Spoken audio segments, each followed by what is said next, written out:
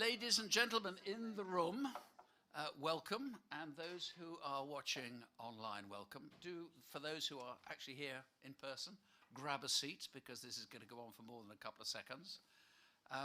My name is Nick Ross. This nose does not belong to me. Well, actually, the truth is I got involved in a row between Rishi Sunak and Suella Braverman this morning, and actually, the real truth is this is a clinically induced injury. Inasmuch as I walked into a pharmacy last night as somebody walked out and slammed the door straight into my face. Anyway, that is that. Look, we've already had here in the room just a little bit of some of this.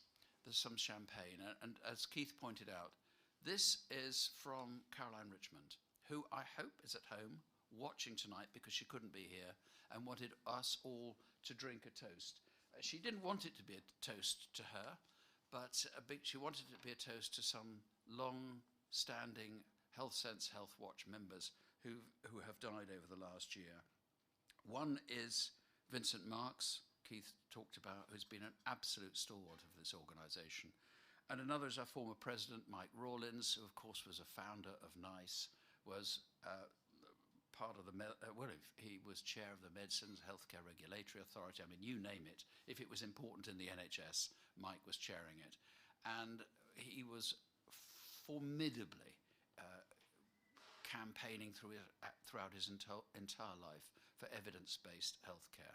So to both of those, to everybody who is not here, and to Caroline in particular, I suggest we raise a glass. Cheers.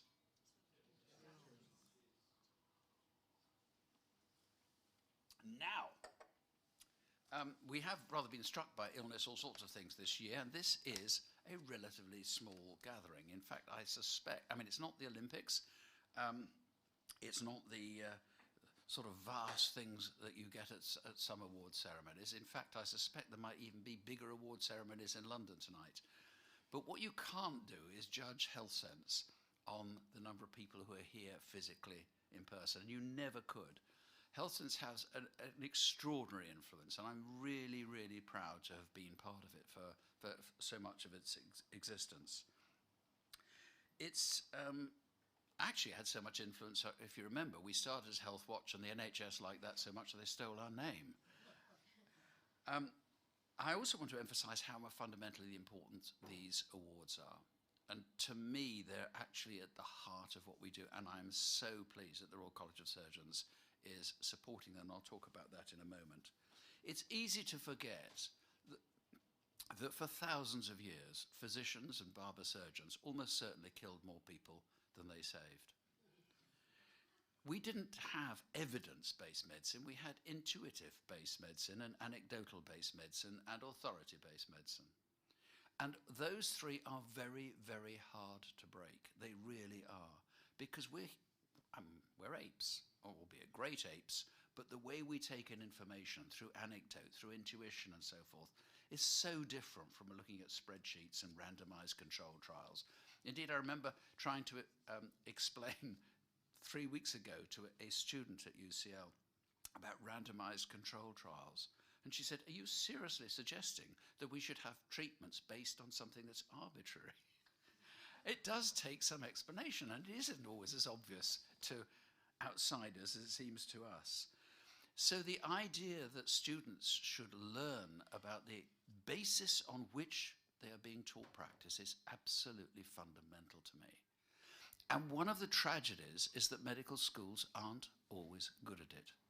And my particular beef is with the Royal College of Nursing and Midwifery, who have steadfastly said that our syllabus is just so full. We've got so much to teach. We can't go into asking people to question what we teach them. That would be far too much. Nowadays that we can look up everything online, of course, the ability to question is even more important. The ability to bring our own faculties intelligently to bear. And that's what these student awards are all about. These are people who've done what many of the people in their universities and in their colleges haven't necessarily done, which is question and then bother to try and do it systemically. And I'm so pleased and so proud of the prize winners here today.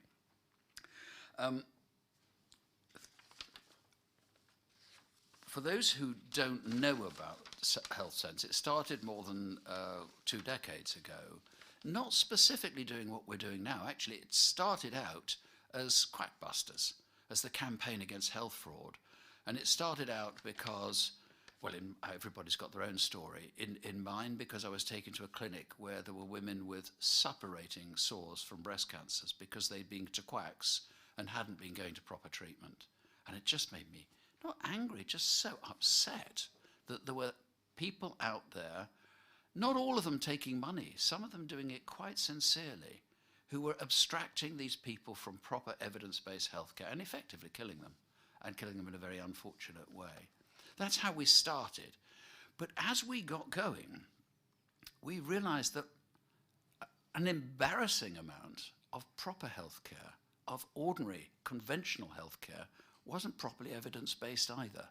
Now, to me, because I'm not medically qualified, I just assumed that doctors know best. The idea that doctors take on faith what their teachers told them, who took on faith what their teachers took on faith. And then I started discovering things about, Stevie Wonder, for example, and baby blindness, where the best of possible intentions, they gave oxygen to neonates. And look what happened. They blinded them. And then we had the more obvious things like drugs that went wrong and people stopped developing limbs and so forth properly. Those are the visible examples. But what is worrying is for generations, so many people have had treatments that are either that are ineffective or even worse, that do them harm. And we're not sure about it because we've never really done the tests. We've never really gone back and checked. So I'm so proud of Health Watch and HealthSense, and I want to give a specific welcome to the Royal College of Surgeons, to Ralph Tomlinson, the Director of Quality Improvement, but also to Tim Mitchell, the President, who's found time. I gather he's supposed to do 3 days a week at the college. I suspect it's 6 and a bit, and trying to fit in practice around it. The Royal College of Surgeons is, for me, an unsung hero in this.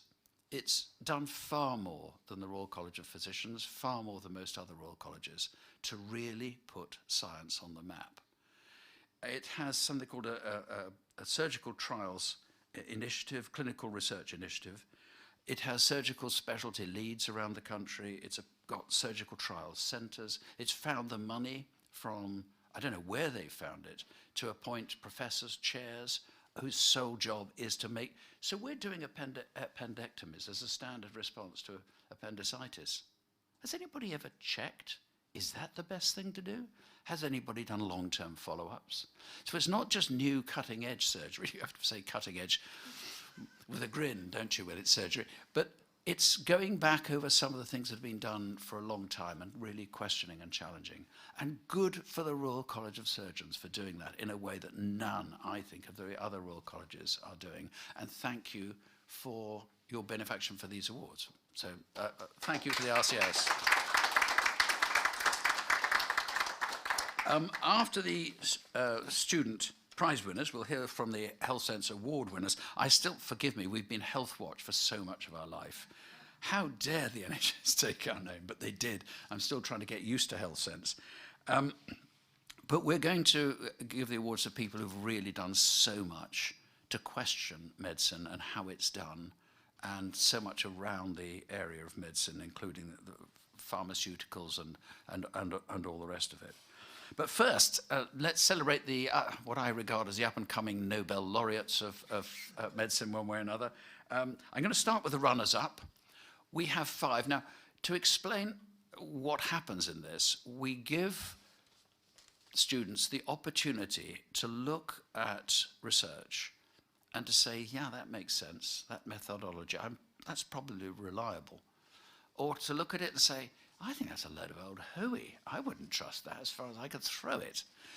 And what is depressing is how many students enter the competition, therefore presumably thinking they can do this, but fail to distinguish between the two.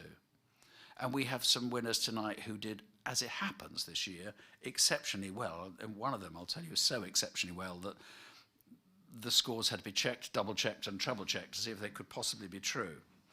So firstly, I'm going to start with the highly commended. Now, given the international nature of medical training now, we have 3 who are winners or runners-up.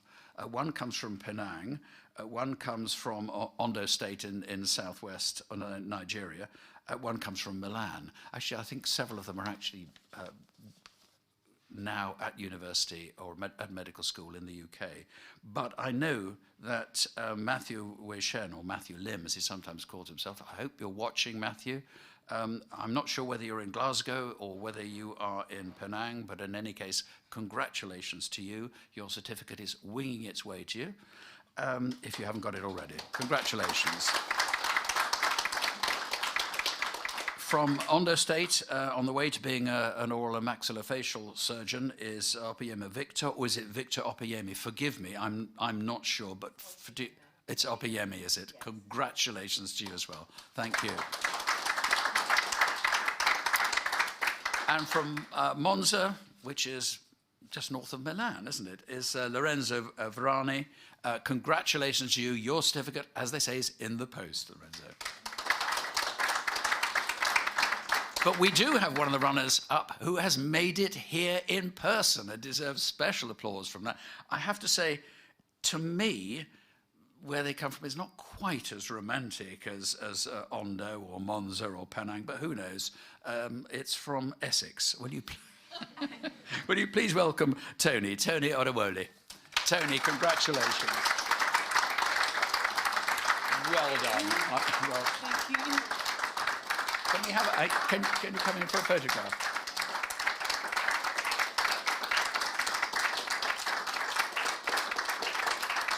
Thank you. Well done. So Tony, don't go away without that. Thank you very much. Thank you.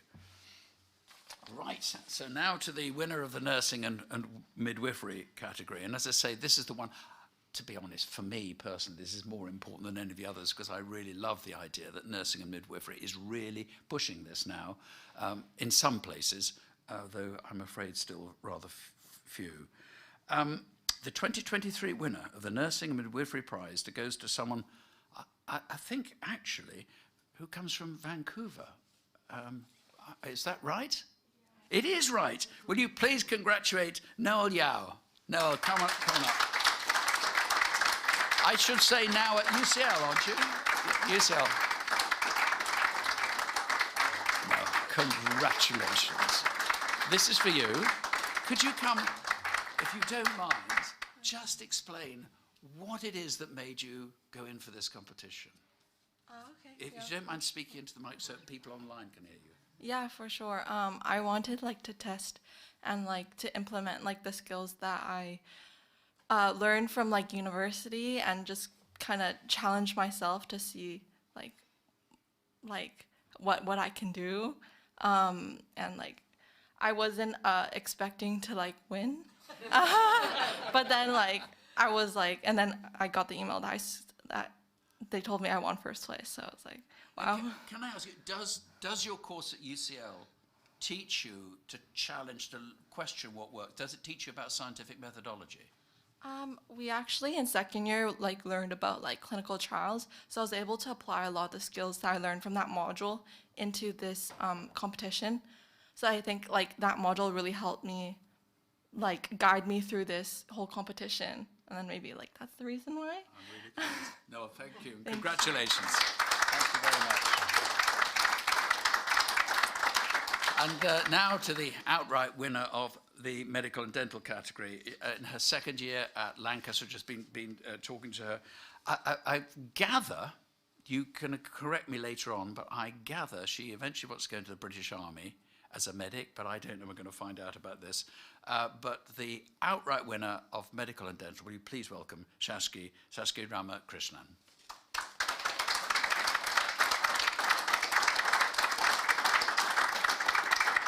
Sakshi, congratulations. This is for you. Certificate's inside.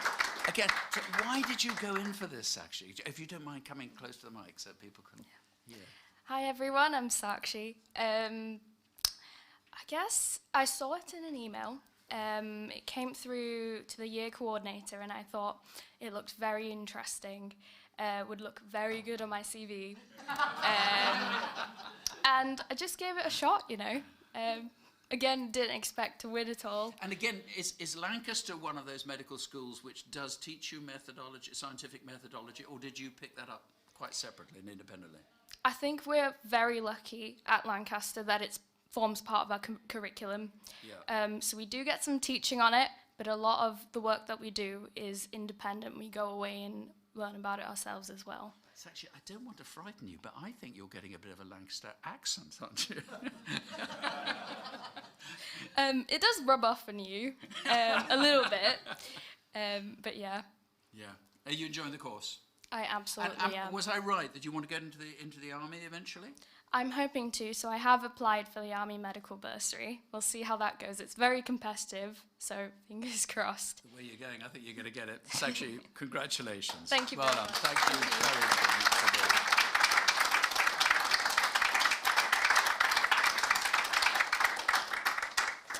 Well, now to the HealthSense Award itself, which goes each year to someone, I suppose, who's delivered a step change in some way of HealthSense's aims.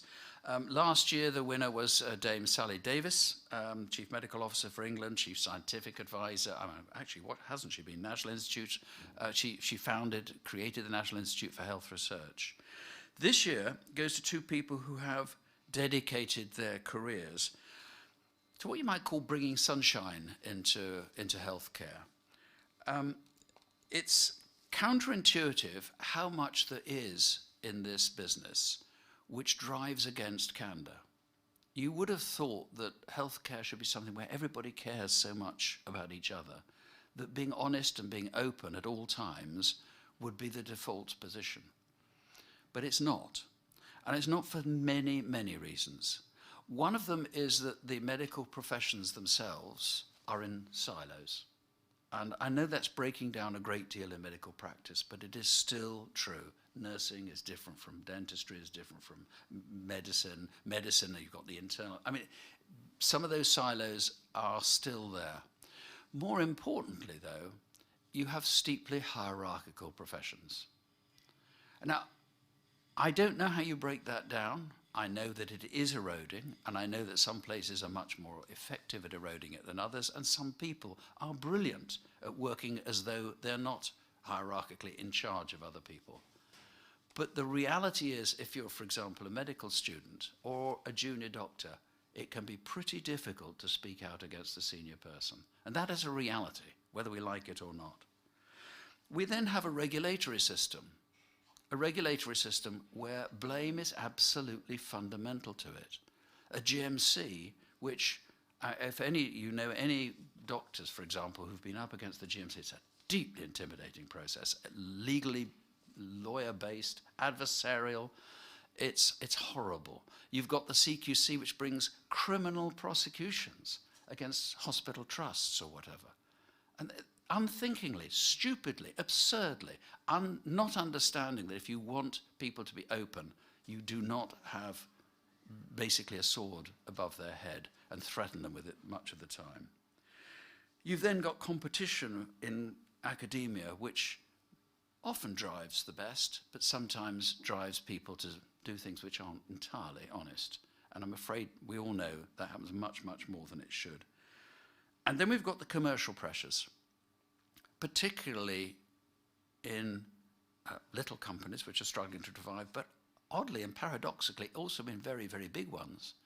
Because if you've put millions or even tens or hundreds of billions into a product and it's not quite working out as you want, well, maybe we won't reveal all the data. Maybe we will just change the end dates. Maybe we'll just fiddle things here and there. And sadly, that has happened a great deal. So what is so wonderful about our prize winners today is they know all of this, and they've been working so hard against it. And so I can now announce that the joint winners of the 2023 award are Till Bruckner, the founder of Transperimed, and his co-worker, Nicholas DeVito. Please give them a round of applause.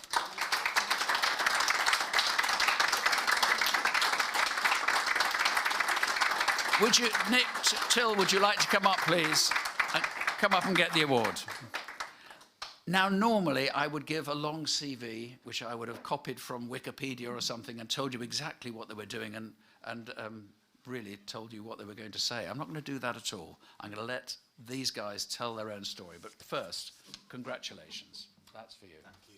Thank you. Don't stay in the shadows, Nick.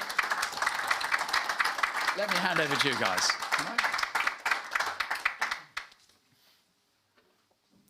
Hello.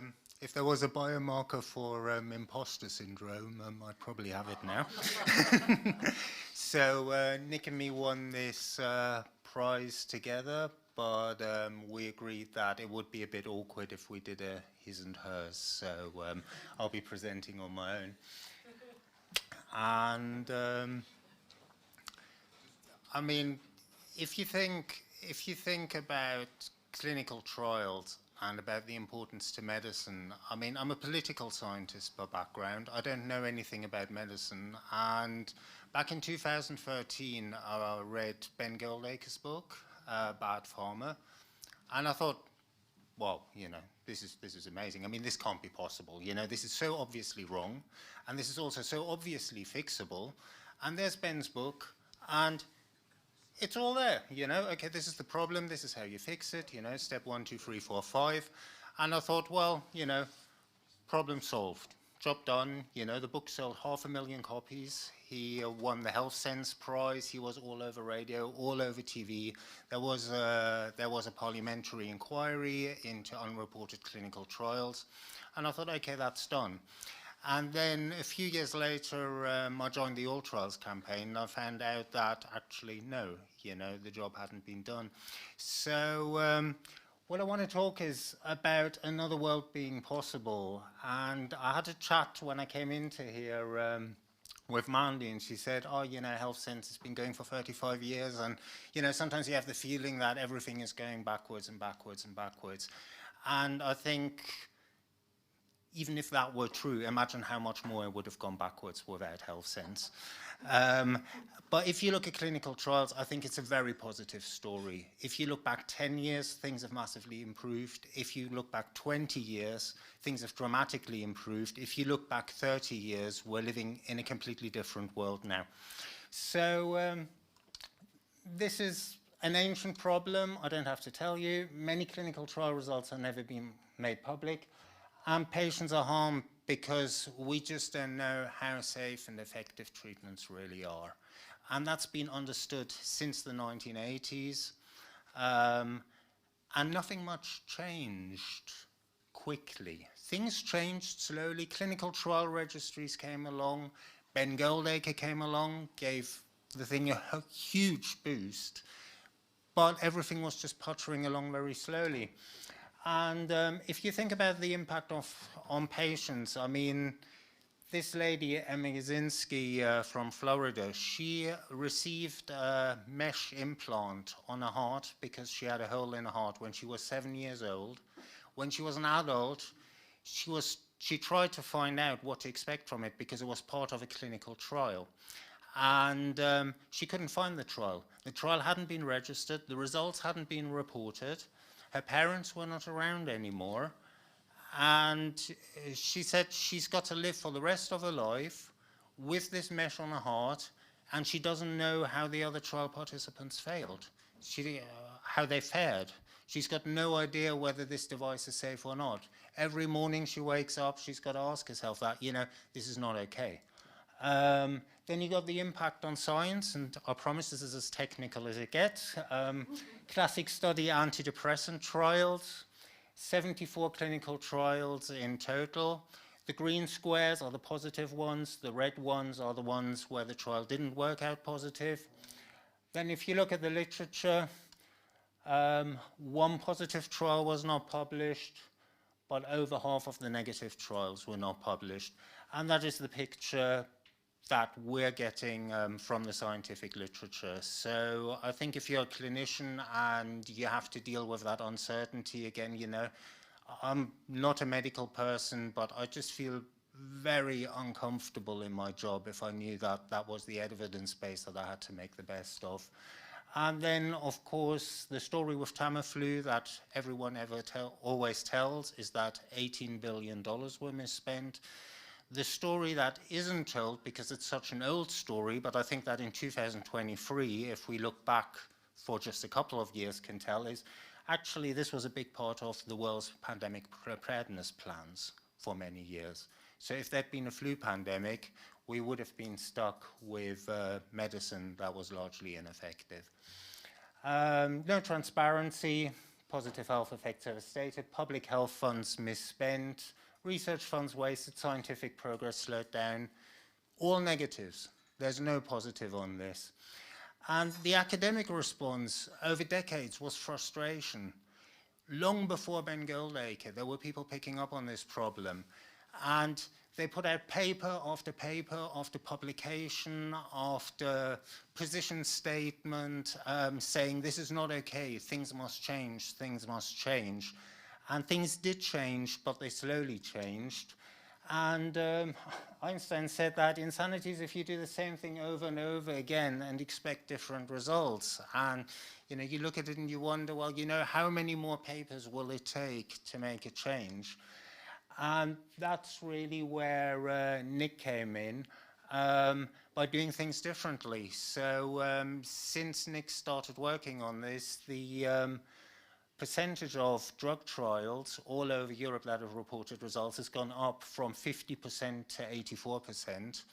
And I just want to talk through how we work together, him as a researcher and me as a campaigner, really together to push this forward and actually make another world possible. So Nick did the research side. He wrote yet another paper on missing clinical trials. But then he went a step further and he built a web resource called the EU Trials Tracker, where everyone could click and you could see for every single institution how well they performed. And the institutions themselves could click on there, and for free online, they got a list of all their unreported clinical trials. And this wasn't a static website. This was something that Nick updated every month. And ever since then, he's been updating it every month, so you can see the progress. And then I came in from the other side with the campaigning, and I said, this is a political problem. This is not a problem of individual investigators' failures. This is not an individual ethics problem. This is a political problem.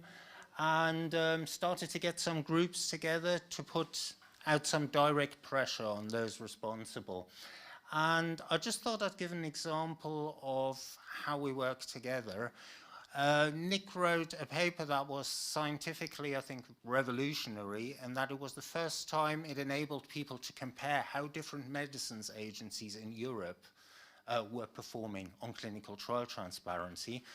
But it was very difficult to understand, I've got to say. There's probably 200 people in the world who could understand that paper, and I'm not one of them. So, so I said to him, oh, this looks super interesting, and I think this is amazing research, but, we need to somehow package this up. And this is really where the research and advocacy came together. So you've got Nick's paper, and then turning that into a policy report put out by several groups together to add weight on this. So you had Transparency International France, Health Action International, and you've got the Melanoma Patient Network, who've been huge supporters of this as a patient group. They've been really engaged. Then Nick repackaged all the data for this report. So the somewhat cryptic charts from his study, he turned them into really nice, simple bar charts, which even policymakers can understand. Then later on, 1.5 years later, he followed up, analyzed the data again. This didn't go into any academic paper. He's never going to get any scientific credit for it. He just handed over the data, and we followed up, and we were able to see which national regulators are doing a good job now, which ones aren't doing a good job, which ones have improved and are working on it, and which ones aren't working on it. So what's the impact of that been? And when I came to this, I thought, this is so obviously wrong, this is so obviously solvable, 2 years. You know, 2 years, job done. You know, 6 years later, still far from the goal. There's been huge impact. So just when Nick launched the trials tracker, there was an inquiry underway by UK Parliament into unreported clinical trials. It was the perfect timing. And Nick packaged up the data, sent it to the inquiry. This is the chairman of the inquiry, who I think should win multiple prizes, Norman Lamb. He put a huge amount of work into it. He really dedicated himself to bringing this forward. And Norman Lamb, together with Parliament, they wrote to every single university and hospital in the UK with their data, and they said, we expect you to get this in order. So what we see today, 6 years later, is the typical picture for a UK university or hospital is that they've reported all results of their drug trials. This is a complete transformation. And even better, we're the first and only country in the world to have a national clinical trial transparency strategy, where once that strategy is fully implemented, every single clinical trial in the UK will be registered and the results will be reported. The strategy is on paper, the strategy is fantastic. We're still waiting for the government to fully fund the strategy. But, you know, this is, the road has been set, and this is a one-way street, and I'm optimistic that we're going to get there. And if we look at the broader impact, Germany has been a huge one as well, where in Germany a coalition got together and they looked at what was happening in the UK and they said, okay, we can do this as well. And there again in Germany, you've got this combination between research and advocacy. It's an academic called Daniel Streck, who is running a large research team there. They are producing all the research, and then there's a coalition of groups led by Cochrane Germany that are now putting the pressure on policymakers. So we recently had an inquiry in German Parliament saying, why does Germany, it was from the German opposition to the German government, why does Germany not adopt the UK model for clinical trial transparency? And I was just like, yes, okay, yes. This is wonderful. And I do think another world is possible because we're seeing this model picked up in country after country after country now. So there's a group in Sweden working on it who are trying to push the UK model. The group in Sweden are trying to set up a group in Norway that will then push for the model there. There is another group in the Netherlands working on it, and yesterday I was in a call with a working group in France that was set up by the Ministry of Health and the Ministry of Research together, and they're discussing how they can adopt the UK model. And I just really want to thank HealthSense for this, because none of this would have happened without HealthSense, because HealthSense was critical in providing the support in the early stages, in providing the expertise, and at critical junctures, HealthSense and some HealthSense members individually in providing the funding to just continue this to go on. So, yeah, I'd just like to thank you very much. Cheers.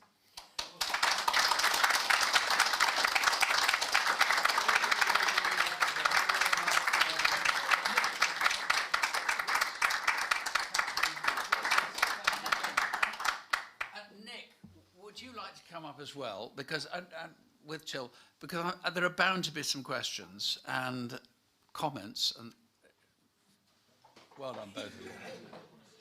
Come on, you can take this. Come on, has anybody, and now we've got a microphone somewhere, Alan's got the microphone, would anybody like to pose a challenge, a question, a thought, or anything to either of them? Because if not, we're going to go and sit down and have our lunch, our supper. Anybody, any? Yes, please, Tim, can we?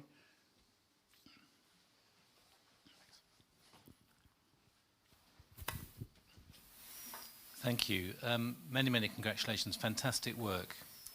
There is another issue around trials, which I'm sure you're familiar with, and that is the demographic of patients that are included in trials, particularly around gender, for example, and trials not including, for example, women of childbearing age and the implications of that.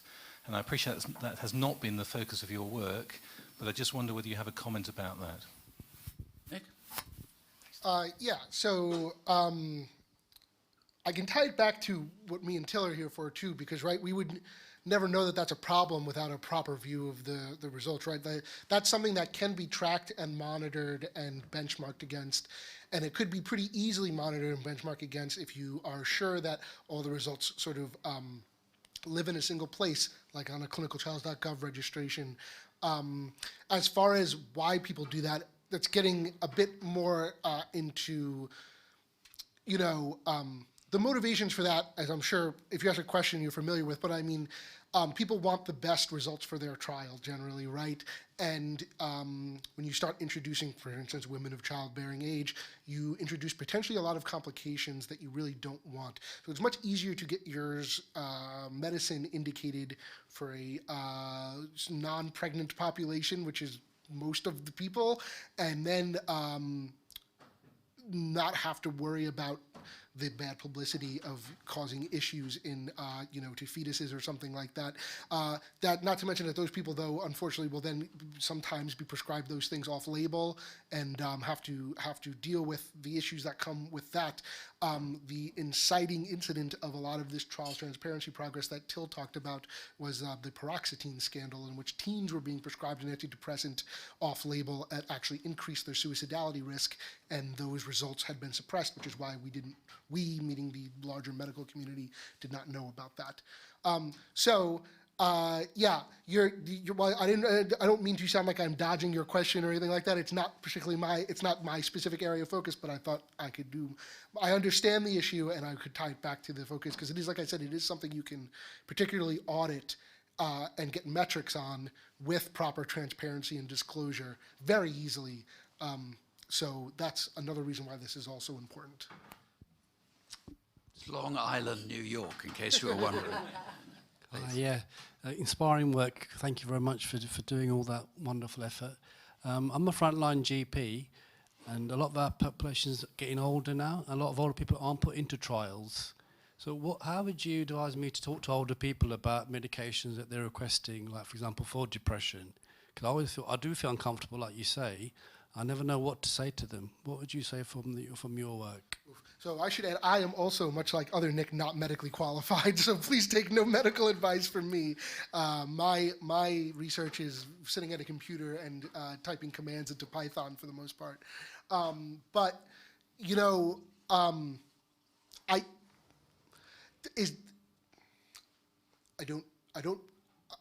I hope this doesn't come off as flippant. I don't think it is, but I feel like that's, you know, part of the really hard part of being a doctor is making those extrapolations in your best clinical judgment, because we don't have perfect evidence on everything, right? We don't even have good evidence in a lot of things that are very common, like, for instance, which statin works better than any other statin, right? These are very basic things that we don't know because we don't do the research on it, and fundamentally, as a doctor, it feels like you have to do the best with what you have, and that's not a very satisfying answer.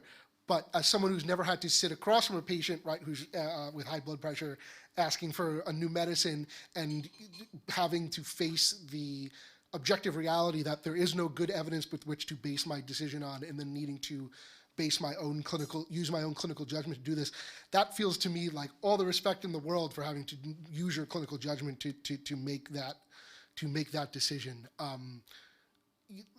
Like I said, it's something I think, and that can get lost, I think, in a lot of this, is how much doctors do need to rely on their clinical judgment. My group runs another project that some of you may have heard of called Open Prescribing, which tracks GP prescribing trends throughout the country. And, you know, they're very careful about how they present these metrics. So, because they never want to, a lot of people like to say what we do with the trials tracker work with open prescribing is like a naming and shaming approach. And sure, you could call what we do that, but we think of it more like, we always thought of the trials tracker as more of a tool, more as a tool for people to use rather than something to call out.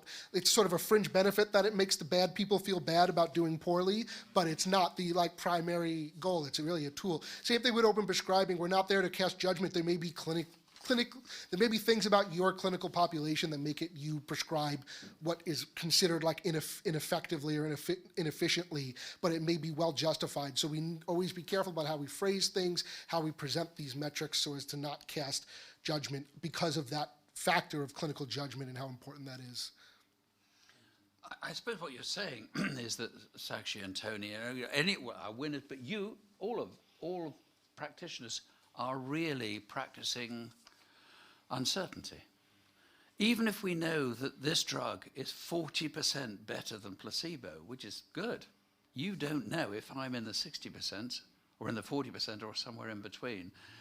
And I mean, it's difficult for patients to grasp this because we expect, doctor knows best. But actually my worry is I think it's quite difficult for some doctors and nurses to grasp it as well. It is about uncertainty. Yeah, and one of my colleagues in my PhD program, when I wrapped that up, has been actually working on a dash. His project for his DPhil was to create a better point of care dashboard that sort of gave on the point summaries for different. I think he piloted it in one condition, in which is like cardiovascular disease, but basically something where our primary care physician could get a very quick overview in a very pragmatic way about comparative evidence and in different populations. So there are people thinking about this and thinking about how that point of care transference of evidence into care can yeah. Yeah, Julian Treadwell, if anyone knows that name, that's who. Yeah. Thank you very much for everything you've done. It's very nice to hear that we're leading edge sometimes, and I do like the aspiration rather than the blaming and shaming. One of the things that I think the UK did very well with the Cumberledge report on First Do No Harm was come up with a very small list of recommendations, and I wonder what your thoughts on the international comparisons regarding transparency of who's paying this doctor and the benefits and the sunshine on gifts and so forth, because the General Medical Council here has made it absolutely clear they are not going to run, even though they have a probity as part of the annual appraisal, we are not even going to list where you can find who pays this doctor. We've had a voluntary practice with the Sunshine UK. Is that something in your purview? Yeah, you are, in fact, speaking into what my research was before I started doing all of this stuff, which was working on the U.S. implementation of their Sunshine Act and the acceptance. It wasn't so much looking, there are groups in the U.S. who have done, I think, pretty much settled the question that, rather definitively, showing that through linking that data set to Medicare and Medicaid prescribing in the U.S., showing quite definitively over and over again, like Aaron Kesselheim and people like that, that even any amount of money increases ineffective and inefficient prescribing. There's really no amount too small that could impact you. So at this point, you're really sticking your head in the sand to not think that this is an important form of disclosure to mandate and have be part of it. But doctors are an interesting bunch. So a big part of my research on that previously was speaking to doctors throughout the U.S. We did like focus groups with a couple dozen people across 3 major cities. And you get to hear, and then my lovely father is a physician as well, so I have lots of conversations with him. And, you get these common themes that emerge where it's like, why did the doctors, everyone else is getting lunches and money, the lawyer, all the other professions, so what is a big different deal if we get the same thing? I think that the answer to that is self-evident because you are taking people's lives into your hands in your decision making. You also get a lot of sort of deference. You get, my clinical judgment cannot be swayed by things like pens and meals, but those doctors over there, they sure can, so maybe we should keep an eye on them, but I'm slightly offended that you thought it could have been me. Yeah, and voluntary disclosure for something like that is just simply not going to work because your worst offenders are going to be the least likely to disclose. And the people who are taking the time to disclose are the ones you will probably have to worry the least about. So, yeah, there was, I missed slightly some of it, but there was recently a comment period about something related to transparency in payments to doctors here in the UK, was there not? Yeah, it was slightly when I was on my shared paternity leave, so I missed a lot of the discussion around that. But yeah, I would really like to see, I mean, we did some work on this when I first started working with Ben Goldacre and his group, where we looked at hospital disclosure registers, the trust registers, and they're quite frankly a mess as well, and not very informative in terms of picking out what's what. So yeah, I think it's crucially important, and it's a topic that I could go on a lot longer about because it's what I used to work on, but I won't. When Till's sorted out trials. Maybe, Nick, Till, this is something you could It's a topic I know Till cares a lot about. maybe too. you could come back to, and maybe we could come back to this in HealthSense as well. It is a really important thing, and I'm going to make a declaration, be candid. I don't think I've ever admitted this before. For several years, I was employed by pharmaceutical companies to chair scientific conferences. Now, they didn't run the conferences. I didn't see anything wrong with this. I was allowed to ask, and it was absolutely a point in contract. I was able to ask, I wrote my own scripts, able to ask whatever I wanted.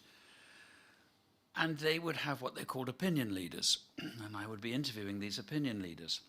And I've no doubt that these were physicians or surgeons who absolutely genuinely believed in what they were saying. But the fact is they were being flown out first class or business class to very, very nice places around the world to these conferences to say these things. And we all know that bias doesn't have to be deliberate bias. Unconscious bias is much, much more insidious and much more important. And it does seem to me that I was taking part, in retrospect, I didn't realize at the time, in something, it wasn't a charade, it wasn't dishonest, but it certainly wasn't science. And that's what it was billed to be. So maybe it's something you could come back to. I know someone's got the microphone. Yep. Please. Till talked about it being a sort of initially seeing it as a 2-year project to solve this. When will we see, I think it was Sweden at the bottom, when will that be up where the UK is? When will the UK be at 100%? When can you put your pens down and walk away? Yeah, so we'll be getting some evidence about rather soon. There was the group that Till was talking about in Sweden is just finished their analysis on a big paper looking at trial reporting throughout the Nordic countries, which I think will give them a lot of the ammo they need to hopefully investigate. And me and Till were both a part of that project. So hopefully that will give them the ammo they need to start really pressuring those governments to make changes. I always say that the transferability of the UK model, it's certainly possible, and there's certainly a lot that other countries can learn from what the UK did, specifically getting politicians to care about this, like Norman Lamb, and having them having them put pressure. Because Norman Lamb didn't have to pass a single law, he didn't have to bring anything into full parliament. He just held a sci-tech committee hearing, he sent some letters, and then he checked in, he asked us for new data in 6 months, and then called off all the people who weren't, called two institutions that were good and 2 that were bad, and had them explain themselves. And that had just a massive, massive impact on the behavior. And not only behavior, so I've talked to a lot of people in research governance for some of my qualitative work, and they say, like they kind of say, when this happened, it kind of, we were cursing your name for a little bit because, all of a sudden I'm getting a call from the chancellor of my university or the head CEO of the trust saying, what is this? Why are we not reporting? But then it helped them get the resources they needed to build better and more sustainable programs to get these things reported. So that model can exist, but I mean, the UK also has a lot of really unique things going for it, in like the HRA, like no other country in the world has sort of like all its health research. It has all its health research ethics decisions governed through a central body that anyone who wants to touch an NHS patient, which is everyone, needs to funnel through. And I'm always in discussion. We were just on a call with the HRA the other day about how they could start monitoring and tracking this better and working. So even in the UK, it's still a work in progress, especially now that we're no longer part of the EU. So, and we're going to be forging sorry to use the rhetoric, but forging our own path on clinical trials transparency with new legislation soon. And there'll be a lot of work to be done to make sure that the UK is not backsliding after developing their thing. And I don't think they will, because I do think that there's quite a lot of momentum, and on the strength of all the work we've done already, quite a bit of momentum in keeping this going and keeping the UK as a clinical leader. I think the UK very much views itself in a lot of the, whenever you see John Bell writing something for the government, it's always talking about how like our health and life sciences are an industrial priority for the UK. And so me and Ben wrote an editorial in the BMJ that ended along those lines, saying if the UK wants to bill itself, the UK should be billing itself as the best place to do a clinical trial for reliability, for quality, and then for transparency. And yeah, we hope that that keeps going. As you say, it's work in progress, but my heaven, you guys are forging the pace. And Congratulations. Till didn't even touch our work in the US. We see lots of stuff in the US too. Thank you both. Congratulations to you both.